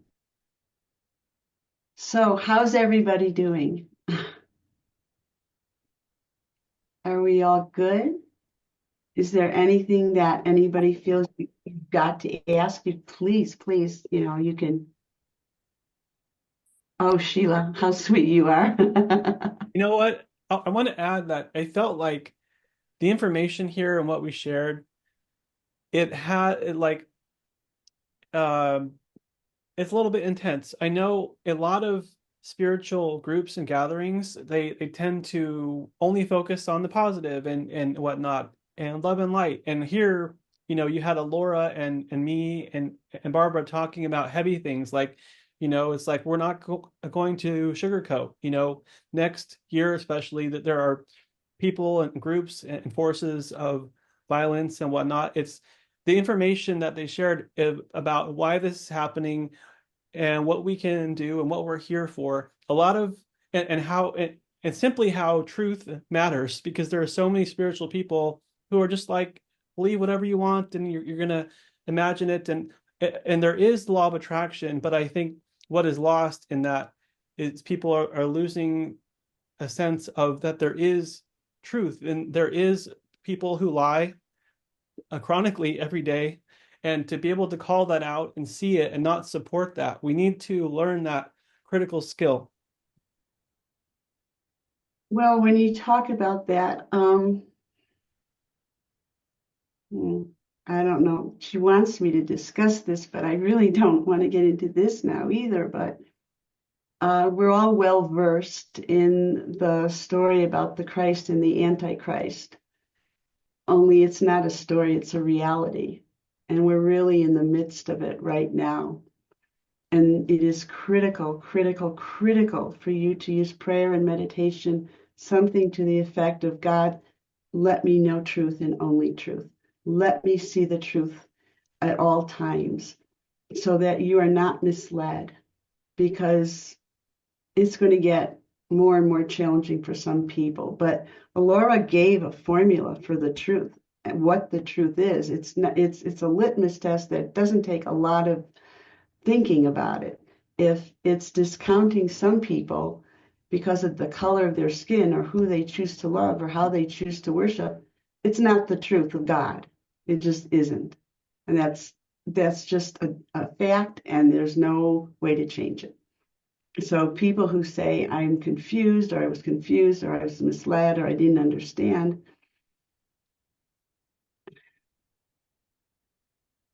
if you understand the basic principles that God is life supporting, that God's energy is life nurturing, that God is compassion and empathy, anything that is not of those qualities is not the truth. It's a lie for their own self-aggrandizement. That's all it is. It's not really hard. It's not hard to know the truth at all. Are there any questions on that or comments on that you want to, anybody wants to elaborate, can say it better or in addition to? Yes, Irene. This is maybe not what we're talking about, but I'm really, really, really curious about this. This happened to me about 6 months ago, or like say a year ago. I was in a deep sleep, and as immediately I woke up, I saw 4 green triangles in a row, like here and then space, here and a space. And I was just wondering, do you have any idea what that could be? You were not really in your body. Oh, okay. Wow. All right. And I've seen the green triangular spacecraft. So you were partly, and I'm getting chills, massive chills now while I'm saying this. You were partially out of your body, and without wanting to frighten or you in any way, it looks like you really know them, and you were on the spacecraft and you were actually coming back. But the only part you remember is that part. And then, you know what, Barbara? And also another like episodes I saw, like when I woke up, I saw not, so my vision is like this, but at the lower bottom of like in the same realm was like lime green light at the bottom, and then it dissipated. So are those the same people? Yeah, I tend to see it as blue-green. I always see blue-green, but that could be your interpretation of it because we don't always bring back 100%, okay? But yes, you're familiar, you've been familiarized, you know them, they know you. Oh, wow. Thank you. Thank You're you. welcome. Wow. It's fun. Who else has questions? Nothing on here. Nothing. Okay. All right. Tracy? Yes. Have you ever heard of the 144,000 light workers? Is that what we are? I've never been able to wrap my brain around that 144,000. I've never resonated with that. Okay, I needed, I seen it, I found it, and I was looking at it, and I needed to Yeah. know. Yeah. So many people want to, it's like star seeds. I fit the definition of a star seed. I fit the definition of a walk-in. I fit the definition of a light worker, a direct channel, a spiritual medium. So I don't know what this compulsion is with the human race that they want to compartmentalize everything. But Yeah. Alora mentioned, don't consider yourself one of the chosen ones and don't consider yourself beneath anyone either. Okay, just be Yeah. the love, be the acceptance, be the tolerance and the patience and the forgiveness. Be those things. But for people who want labels, that's fine. It gives us a way of saying, oh, oh, you're into cars, or oh, you're into trains, or you're into comic Okay. books. It gives us a way to communicate what we represent. But I've never resonated with that, and yes, I've heard it. But Okay. yeah. I have just a know. comment. Oh, Okay, go go on. ahead. I'm sorry, Tracy. I thought Tracy was done. I'm happy to wait. She's good. Okay. We're in Hawaii, and I've been doing my best to study the mythology and talk to the people from here and hear their tales. Their understanding of 144,000, they have 144,000 gods, but it's multi-layered. The gods have interrelation with one another, and it's because of the sacredness of the number 12 is why they use that number. It isn't thought of as like a limiting or exclusive number. So that's just all I wanted to say. That popped in my head when you asked the question. While you're talking, I'm hearing bells, like Tibetan bells. It sounds like in the background. And I see Tibetan monks and Buddhist monks walking behind you. Is this part of your meditations? Have you seen this, heard this? Are you asking me? I'm sorry. I'm asking you. I love the culture, and I don't have I'm not monogamous when it comes to meditating. Okay. I do all sorts of things, whatever resonates with me. I have done some bull chanting and Okay. but when you're talking, my heart feels full and movement. So yes, you're talking to me and connecting with me, and not a lot of it is consciously coming to my mind at this time. Right. You have many of these religious, well, I don't want to say religious, really spiritually enlightened. There, I'm being corrected perfectly. You have many of these spiritually enlightened beings of light, spiritual masters who are with you. And they told me they've introduced themselves to you during or through your meditations.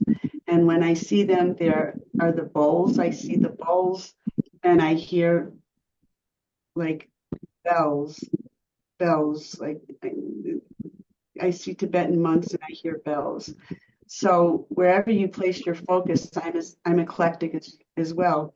Wherever you place your focus, you're bringing them in, you're invoking their presence with you, and they want you to know, yes, we hear you, we see you, and we are co-creating with you. That's beautiful. Thank you very, very much. You're very, very welcome. Thank you. I have a question. Judy, hi. I'm an integrative physician, kind of specializing in people with chronic illnesses. And since COVID, it has dramatically increased. And I was wondering what that energy was and what I can do to serve them. Because there's so many sick people. You want to know what I really heard? Yes. The soul is weary and wants to go home. The soul is looking for a way to exit. It doesn't, sure, most of them, maybe some of them know, but they don't generally know that's what's happening. And there are a lot of people here who don't want to be here for what's coming in 2025 and 2026 and 2027. So that's what guidance is showing me. Some part of them does not want to be here. And they're not going to consciously say, I have a death wish or I want to leave. Well, there is no death. But the soul doesn't want to do this anymore. And some of them will succeed in leaving. So none of us are the healers, really. I mean, we can officiate and facilitate an environment for healing to happen, right? But we really can't make it happen. That's between the person who is suffering and the God of their understanding. They make that decision. We can do everything in our power, but they make that decision. Someone that I love very, very, very much was very unhappy with their life. And I went to the hospital to see them. And while this person was in the hospital, when I got there, they were on like life support and they were as white could be. And the nurses, everybody was like frantic about, what they're going to do next. And I couldn't let go of this person. And I engaged and invoked and drew the power of God in me and through me. Now, this person started to come around. The eyelashes fluttered, the color came back, the nurses came running in because the monitors, the machines, everything were showing what was happening. I remember another one saying, oh, I've got to get a doctor, whoever. And they took the tube out of her throat. And when we were alone in the room, she said, come here, because her throat was real raspy from the tube. And she said, God is my witness, she said to me, who asked you to interfere? I wasn't coming back. So her soul just was tired and didn't want to be here anymore. And I told her it wasn't her time, and I was there to help her stay because I knew what was coming later would be so much happiness and joy for her. And she wasn't happy with me for a long time, but she is now. Her life is wonderful. It's extraordinary, actually. Absolutely extraordinary. So if I wasn't meant to help her come back, it wouldn't have happened. It would not have happened. God can bring the person back without me being there. But for whatever reason, because I don't know everything that's in God's mind, I was supposed to participate in it. Because I was driving and I suddenly heard, I was told she was dying. I'm like, what? And I turned the car, turned directions and raced to the hospital. So we are instrumental in helping people pass on. We are instrumental in helping people to heal, but we're not really the healer, but we are instrumental in the experience. I hope did that answer any of your question? Well, it's just, and more. They come to me for assistance because they haven't gotten help anywhere else. Right. And just wondered if there was anything that I could do to serve them that they are not getting from anyone else. If when I work with people like that, I work with their soul contracts. I think Ned brought that up too.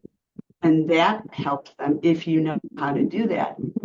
I don't know if you do, but that's what I was talking about before. You can change a person's soul contracts and their life completely goes in a 360-degree different direction afterwards. I've seen it. It's extraordinary and miraculous, but they have to want to do it. Yeah. I'll work on that. Well, I don't know what that looks like to you when you say you'll work on it. I honest to God don't know if there's books that teach it. I have not written about what I do when it comes to this. So I don't know. I don't know. If you want to talk about this another time, we can. Well, I kind of understand what you're saying. So Okay. Working on it would be meditating about it and see how I could use that. Well, what I do is I connect with the guide who's there for them, their particular guide.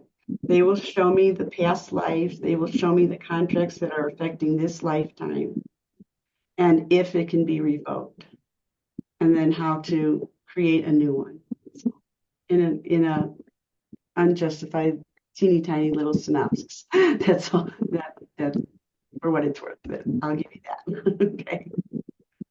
Okay. Was there anyone else who wanted to say anything? Can I read something? Who's talking? It's Oh, Patsy. Patsy. Sure, sweetheart. Is it okay? Yes. Okay. So I received this word and it's been a few years ago, but I'm going to read this. It says, "My daughter, you have taken hold." So Patsy, maybe you want to just let people. Patsy meditates and uses prayer and gets messages from God, from Christ. That I just want to give people an idea of where you're coming from. Okay. Okay, go ahead. So it says, "My daughter, you have taken hold of my hand, walking with me on the high places where the heart of man is controlled by his own pride. Pride is a wicked thing. It has crushed the dreams of many who seek to reign on high. They seek to control their lives, going where they desire, going where they wish. But my desire for them is to live and operate in peace and love, following my spirit as I, the God of creation, wills for them. So many have turned aside to their own ways. They have gone too far in their pride. I must bring these places of total control over their lives down. Their hardened hearts are destructive, causing much pain to others' lives. They are not controlled by love, but instead they are controlled by this world and its concept of how life and love works. They are so wrong. They discard my way. Their hearts are far away from my heart, my way of life. I beckon to them to come. With their eyes, they see me, and they perceive that it is I, their creator, their maker. But the hardness of their hearts keep them far away from me. But now I am drawing them again, and I say, come out of the darkness, for you have stayed there too long. My spirit is drawing man out of darkness to receive their God. For it is my desire to do this, to correct the wrong and violent way of life. Now you are thinking, what does that have to do with me? You have felt the pain of these acts, and you have desired rest and refreshing from the ways of this world. You, my beautiful daughter, you are my tool. I will use you to break down high places of pride. Through your gift that I have given you, I will use to accomplish my desire to give back to man life, to walk in wholeness, to walk in love. You have been given a cherished gift. Continue walking in this gift of love and watch as your Father uses it to accomplish my desires to restore to man life. For my spirit has declared it, and all of heaven awaits in anticipation to see the glory of my Father's love revealed in and through you. When we talked about what God wants and um, what should be done and how people should be behaving, it's all about love. That's what it's about. And that's the thing that he speaks a lot about is we need to love each other. We need to respect each other, and we need to be kind to each other. And that's what man lacks. Man lacks love. He lacks that basis. Well, the basis is the lack of self-love. Mm-hmm. Because when people have been wounded, they've been injured, they have not resolved those injuries, and that pain, it festers and festers. And when they hate themselves, they cover themselves up and try to turn themselves into something that they can tolerate. So Mm-hmm. that's why mental health and emotional health is so imperative in changing this world. Yeah. People who harm other people are already they're harmed, they're in pain, they're suffering, and that is the basis of it. Mm-hmm. So there's a lot that needs to be done, but you might know, many of you may know, it's very hard to help someone who doesn't want to be helped. You It's can't true. you can't. Sheila, is your hand up? Is there a hand there for? Yes. So if I'm getting this right, are you saying my wrong choices are why all these terrible things are happening to me? Or is it my contract, or is it a combination? I would never tell anybody your wrong choices is the reason why something is happening to you. We come in, as guidance had said, or as Alora said, thank you, I'm sorry, I'm corrected here. As Alora said, that I basically volunteered to come in and have these painful experiences with people to teach them another way. So very often, the experiences we have are for the people around us because we said we would give them that opportunity to behave better, to be more generous, to be more compassionate. And so it's everything isn't about teaching us all the time. It can also be about teaching others. Does that make sense? So unless I don't make blanket generalizations other than God is love and God is real, I'll make that a blanket statement because I know it to be true. But when you're talking about individuals, that's when you have to know what their records are, their past lives are, their agreements are, to know where they're coming from. Okay? Does that make sense to you? Yes, thank you. Okay, you're very welcome. Ned, your hand is up. I wanted to ask on behalf of two people who asked in the chat. Let me see here. You see hope at the end of all of this? Exactly, from Sylvia. And then Barbara is asking, are we in the last days? I know it's a common question. Yeah.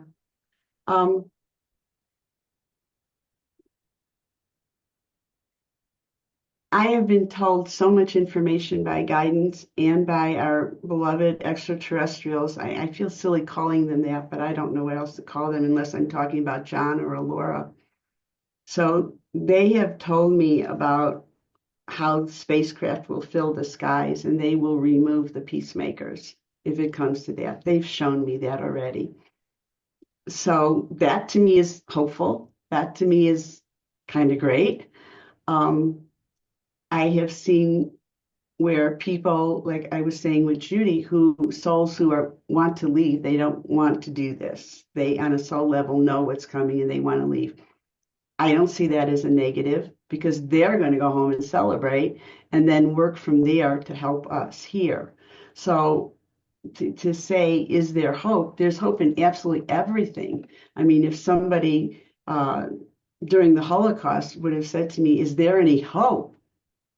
Yes, you are very aligned with God and God is aligned with you. And many times I have seen where any genocides. Where Columbine School here in Colorado, there was a mass shooting at the school. And one student asked this girl, "Do you believe in God?" And she knew what would happen if she said yes. And she said yes, and he shot her. But her knowingness was absolute, not her faith and not her belief, but her knowingness that she's here, her purpose, her young few years on this planet was to say to the world, look at what you're doing. Look at what you're tolerating. This is intolerable. How many children have to die before you have stricter gun laws, background checks? So very often the people who are sacrificing themselves, this life in particular, or the life of anyone who's perishing in a genocide or a school shooting, are saying to the world, wake up, wake up. Look at what you're allowing. This is not tolerable. This is not acceptable. And we're heading into that again. So, Barb, when you asked about, are these the end times? I would call it, these are the transition times, because there's never an end to life. There is life, and then there's the afterlife, and there's life beyond life. So we are in a time of incredible transition and transformation. And it's like giving birth. It's going to be messy and it's going to be painful. But if you're here, you wanted to be here for it. I came back for it. So I can't complain about it now. Well, and that's a good reminder. Everyone who has a near-death experience or who comes through a medium will almost always, or maybe always, say that, in the end, we have our blinders on here. It's hard. We're like in boot camp. When we are back home, we can appreciate and say, I did that hard thing. I'm so glad it was worth it, even as frustrating and painful as it was at times. Right.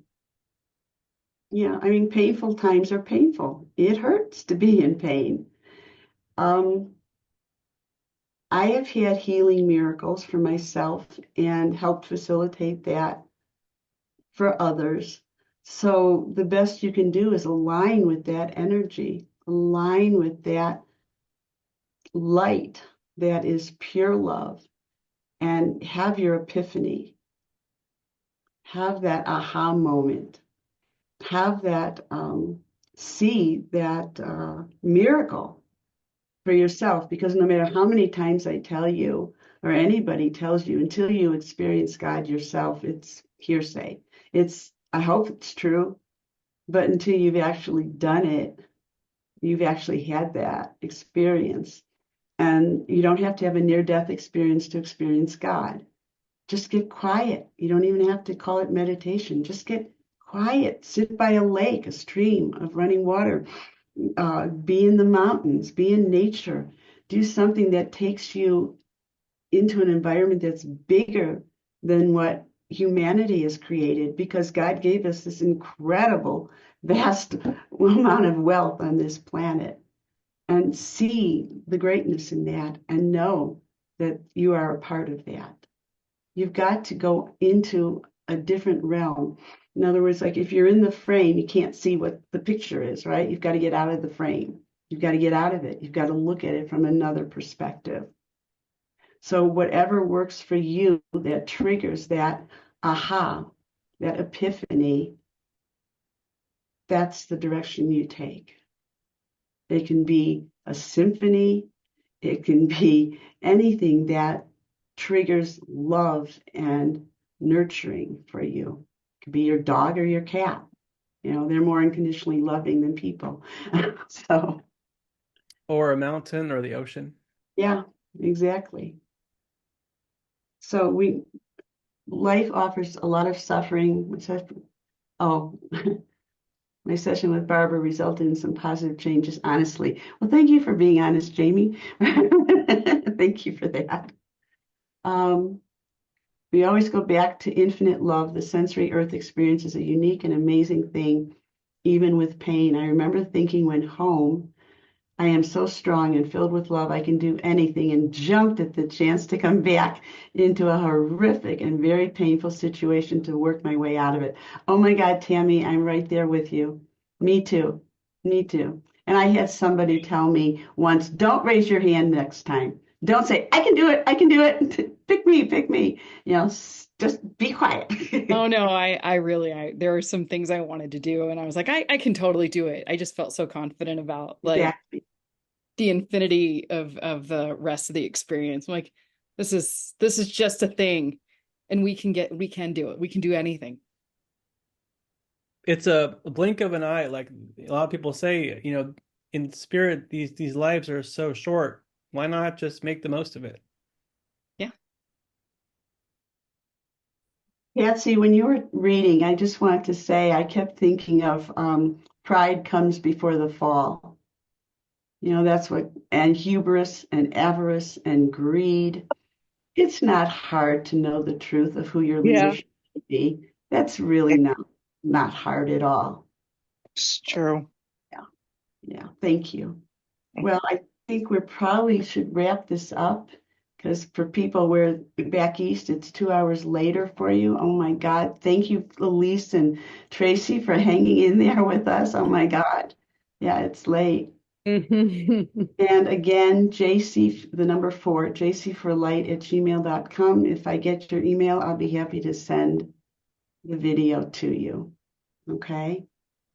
You want to say anything in closing, Mr. Nag? I appreciate, all of this and everyone. I'm surprised in a good way that we're over 2.5 hours in and there's still most of the people here, which is amazing. I would, just remember, spread the word and the love and just, actions speak louder than words. Thank you for being interested and curious about more in life. I have to say, form groups or form alliances with people that are like-minded so that you have support groups. I mean, I love this tonight. I just love this. I just love it because it brings so much energy and hope. I'll use somebody's word, hope. It brings a lot of hope, okay, and gives clarity. So it's important to do that. It's important not to isolate yourself. When things get difficult, some of us want to just isolate ourselves, and that's not the way to go. We're really not going to benefit from that unless you're in your isolation. I will. You're meditating and praying, and you're exactly where you want to be.